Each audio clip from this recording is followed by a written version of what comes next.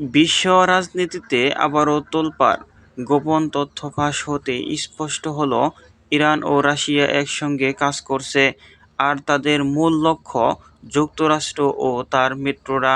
বিশ্ব media report অনুযায়ী Russia দিচ্ছে প্রযুক্তি ও সামরিক সহায়তা, ইরান দিচ্ছে ড্রোন, ক্ষেপণাস্ত্র ও গোয়েন্দা তথ্য। তারা একসাথে মধ্যপ্রাচ্য ও ইউরোপে মার্কিন প্রভাব কমাতে চায়। যুক্তরাষ্ট্র বলেছে, আমরা জানি কে আমাদের বিরুদ্ধে জোট বাঁধছে, প্রয়োজন হলে কঠোর জবাব দেওয়া হবে।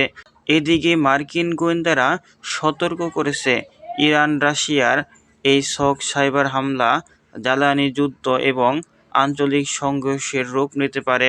ইউরোপীয় ইউনিয়ন চিন্তিত, কারণ এতে নতুন করে যুদ্ধের আশঙ্কা তৈরি হচ্ছে। চীন নীরব, তবে পর্যবেক্ষণ করেছে প্রতিটি পদক্ষেপ। মুসলিম বিশ্ব বিভক্ত, কেউ ইরানের পক্ষে, কেউ নিরপেক্ষে। বিশ্লেষকদের মতে এই জোট শুধু যুদ্ধের জন্য নয়, বরং যুক্তরাষ্ট্রের আধিপত্য কমানোর কৌশল।